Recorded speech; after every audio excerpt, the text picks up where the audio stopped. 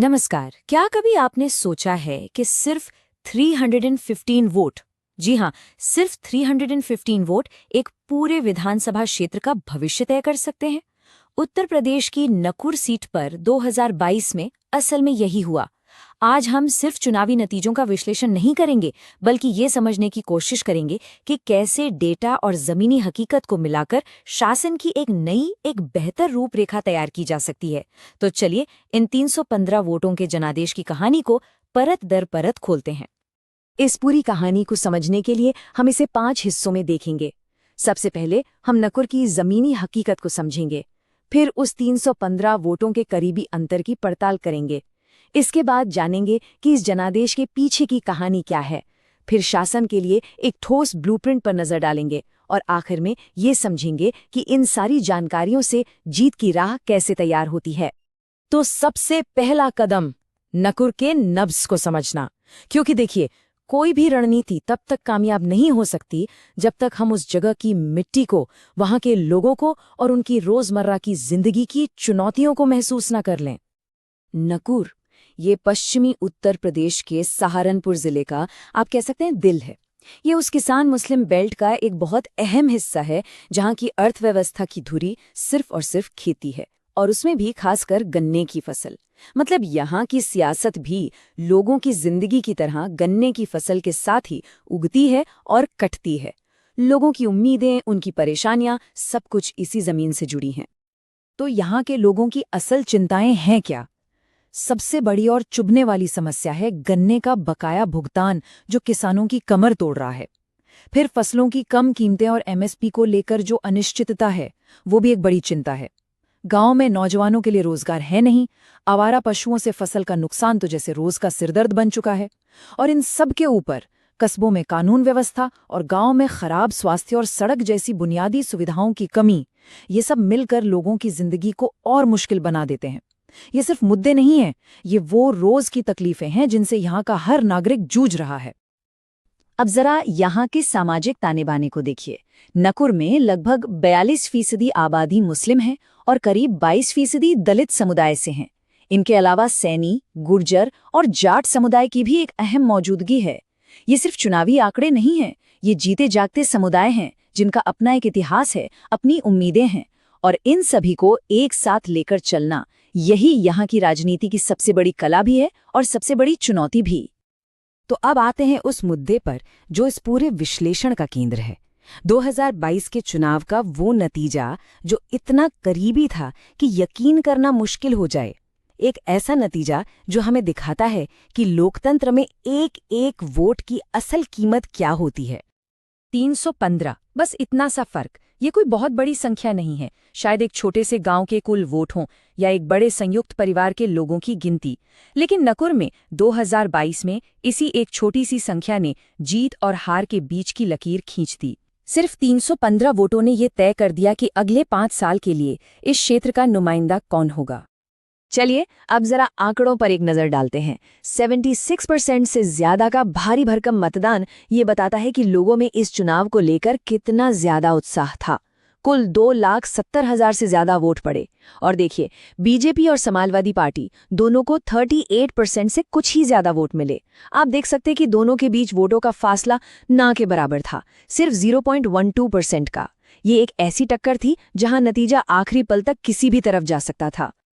जब जीत का अंतर इतना कम होना, तो उसे जीतने वाले का स्पष्ट जनादेश नहीं कहा जा सकता, बल्कि ये हारने वाले उम्मीदवार के लिए एक बड़ा मौका होता है। ये नतीजा ये बताता है कि जमीनी स्तर पर थोड़ी सी और मेहनत, सही रणनीति और कुछ 100 वोटों को अपने पक्ष में करके अगली बार परिणाम को पूरी तरह से पलटा जा सकता है। ये हार नहीं, बल्कि भविष्य की जीत के लिए एक मजबूत नींव है। और ऐसी स्थिति में संवाद की गरिमा बनाए रखना और भी जरूरी हो जाता है, क्योंकि हर आवाज मायने रखती है। तो सवाल ये उठता है कि आखिर इतना करीबी मुकाबला हुआ कैसे? इसका जवाब हमें नकुर के चुनावी इतिहास में, यहाँ के उम्मीदवारों की प्रोफाइल में और वोटर्स के बदलते मिजाज में मिलता है। चलिए इस जनादेश की, इस मैंडेट की बनावट को जरा और गहराई से समझते हैं। इस मुकाबले के केंद्र में थे समाजवादी पार्टी के उम्मीदवार डॉक्टर धर्म सिंह सैनी। उनकी प्रोफाइल काफी दिलचस्प है। वो पूर्व कैबिनेट मंत्री रह चुके हैं। पेशे से एक डॉक्टर हैं, जिससे उनकी एक किसान डॉक्टर वाली छवि बनती है। मतलब एक ऐसा शख्स जो किसानों का दर्द भी समझता है और शायद उनका इलाज भी कर सकता है। वो सैनी समुदाय के एक बड़े ओबीसी नेता हैं और उनकी एक बड़ी खासियत है, हिंदू और मुस्लिम दोनों समुदायों में उनकी पकड़। लेकिन एक कमजोरी भी थी, चुनाव से ठीक पहले बीजेपी छोड़कर सपा में आना, जिससे कुछ वोटर्स के मन में उनकी विश्वसनीयता को लेकर सवाल जरूर उठे। नकुर का चुनावी इतिहास देखें तो एक चीज बिल्कुल साफ हो जाती है कि यहाँ के वोटर्स किसी एक पार्टी के साथ बंधे हुए नहीं हैं। जरा देखिए कि कैसे यहाँ की सियासी हवा बदलती रही है। 1993 में जहां बीजेपी मजबूत थी, वहीं 2007 तक आते आते बीएसपी ने 41% वोट लेकर मैदान ही मार लिया। 2012 में डॉक्टर सैनी बीएसपी के टिकट पर जीते, लेकिन 2017 की बीजेपी लहर में वो पाला बदलकर फिर जीत गए और 2022 में सपा के साथ आकर उन्होंने बीजेपी को लगभग बराबरी की टक्कर दी।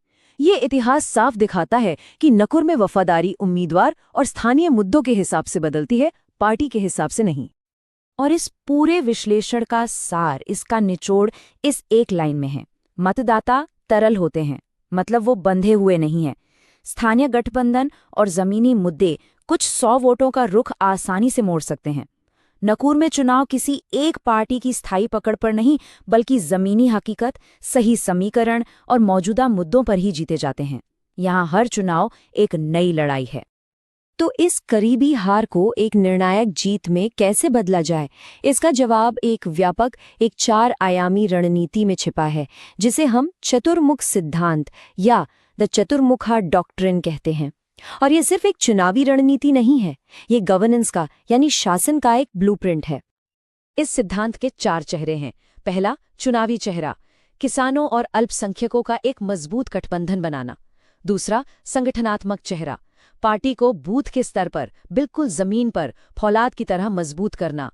तीसरा, कहानी का चेहरा, उम्मीदवार को एक गांव के डॉक्टर की तरह पेश करना जो लोगों के असली मर्ज का इलाज करेगा।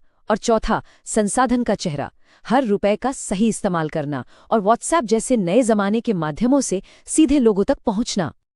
कोई भी रणनीति कागज पर बहुत अच्छी लगती है, लेकिन असली काम तो जमीन पर होता है।